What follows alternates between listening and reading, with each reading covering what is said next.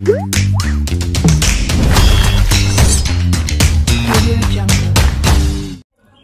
काय मंडळी, डेकोरेशन तर तुमचं झालंच असेल, पण महिलांना प्रश्न पडला असेल ना बाप्पाच्या आवडीचं काय करायचं. म्हणूनच आज आपण बाप्पासाठी स्पेशल असे ड्रायफ्रूट टाकलेले मोदक आज आपण केलेले आहेत आणि इतके सॉफ्ट आणि एकदम बघू शकता खूप सॉफ्ट असे मोदक झालेले आहेत. तर ही बाप्पाची सर्वात आवडती डिश आहे आणि तुम्ही नक्की एकदा ट्राय करून बघा. आणि आपण आता सुरुवात करूया आपल्या रेसिपीला. सर्वात प्रथम मी घेतलेला आहे इथे गूळ 1 वाटीला, थोडा कमी आहे. इथे घेतलेला आहे मी तांदळाचं पीठ 1 वाटी घेतलेला आहे. इथे मी ओलं किसलेलं खोबरं, त्यानंतर घेतलेलं इथे अर्धा कप दूध, चवीनुसार मीठ, 4 ओळ्या आणि बदाम दोन्ही ऑप्शनल आहेत. तूप घेतलेलं आहे आणि इथे घेतलेले आहे वेलची पूड. तर सर्वात प्रथम मी टाकणार आहे इथे थोडंसं तूप, 1 चमच्याला थोडं कमी.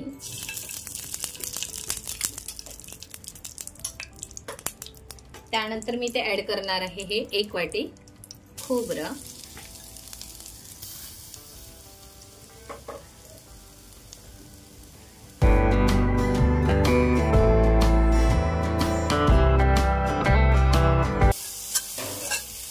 आता त्यामध्ये मी ऍड करणार आहे गूळ.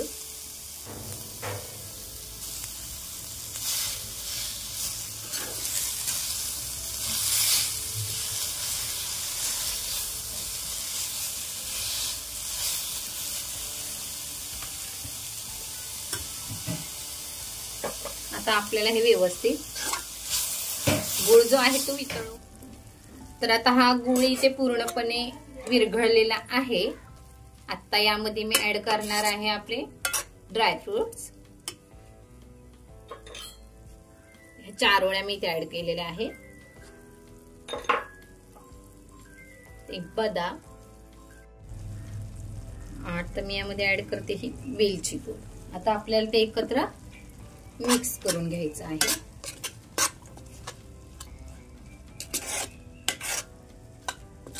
आणि आपल्याला जो असं ओलसरपणा दिसतोय गुळाचा, तो आपल्याला पूर्णपणे सुकून घ्यायचा आहे.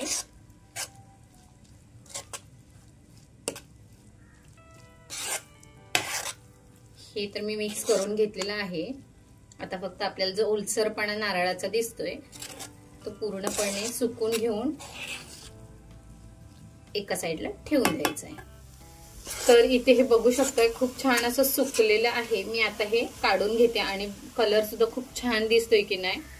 तर आता आपण हे उतरवून घेऊया. तर आता इथे मी एक कढई तापत ठेवलेली आहे. आपण आता पीठ उकडून घेत आहोत. तर त्यासाठी मी थोडंसं अर्धा कप इतकंच पाणी ऍड करणार आहे.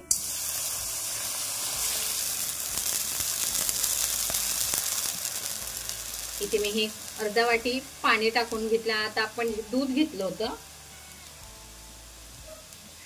अर्धा पेला, ते सुद्धा मी त्यामध्ये ऍड करते.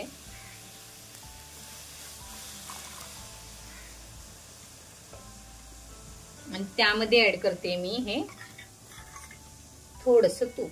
पिठामध्ये तूप जास्त ऍड करायचं नाही, कारण त्यामुळे जे पीठ आहे ना ते खूप घट्ट आणि मोदक सुके सुके होण्याचे जास्त चान्सेस असतात.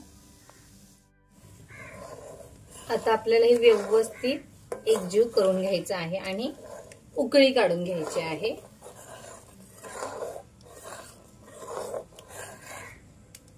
या उकळीमध्ये ना मी 1 वाटी पीठ ऍड करते.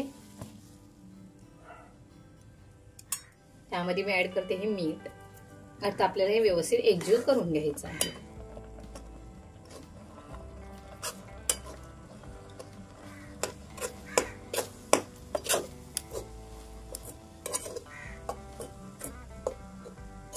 ही जी मेजरमेंट मी तुम्हाला सांगितलेली आहे ती परफेक्ट मेजरमेंट आहे. फक्त तुपाचं प्रमाण थोडंसं लक्षात ठेवा.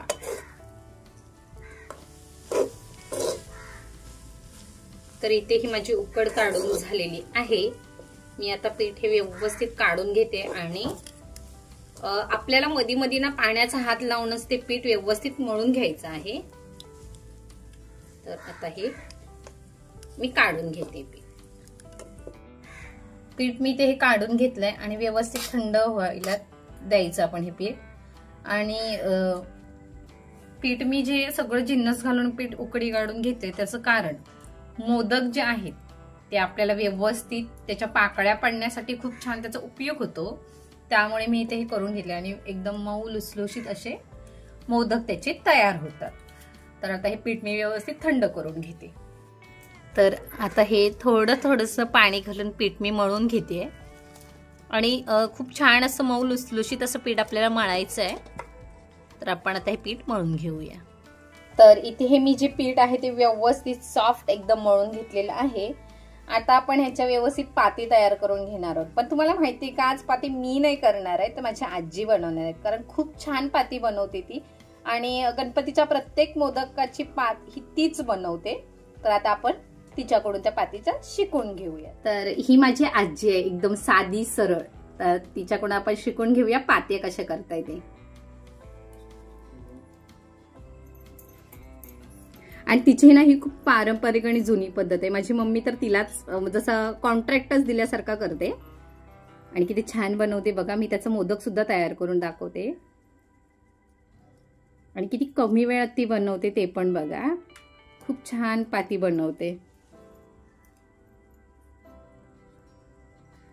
बघा. खूप छान अशी पातीने बनवून तयार केलेली आहे. आता आपण त्याचा एक कळीदार असा छान मोदक करून घेऊया.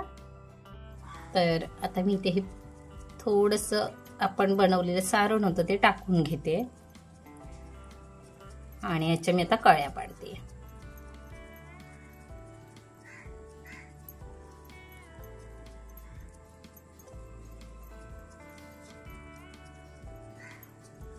जरी आता चिकटत नसतील तरी त्या व्यवस्थित अशा चिकटल्या जातात.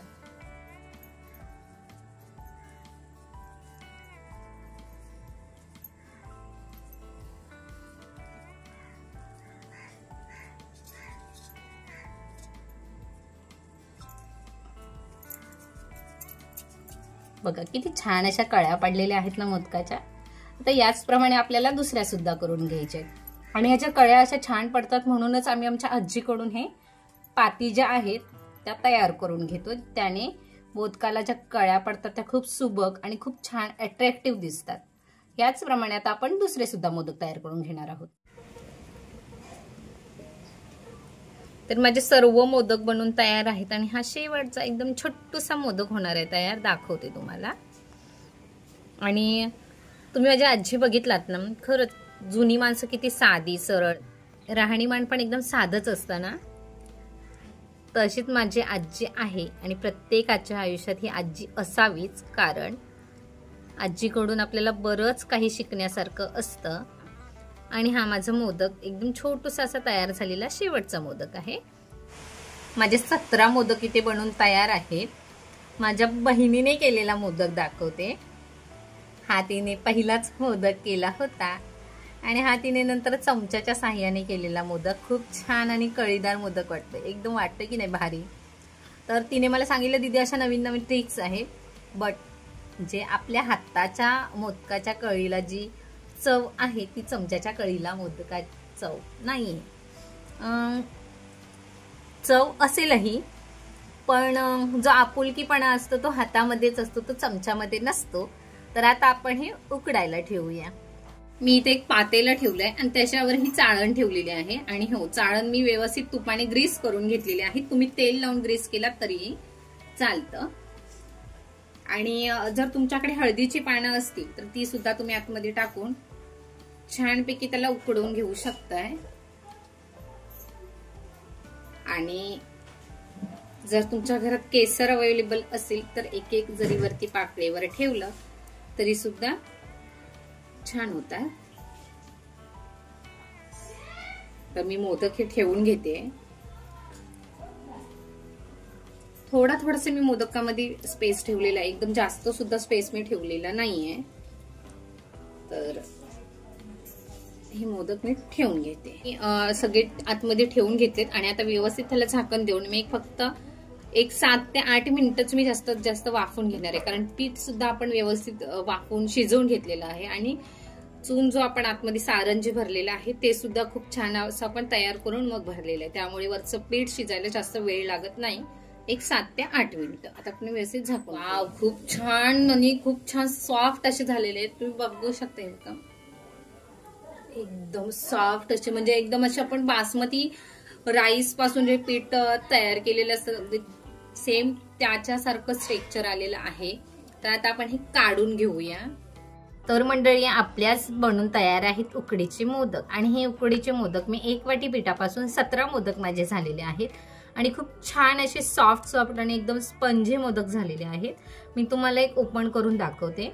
आणि हो, मोदक सुद्धा खूप छान आणि गरम गरम आहेत. बघू शकता किती छान दिसते.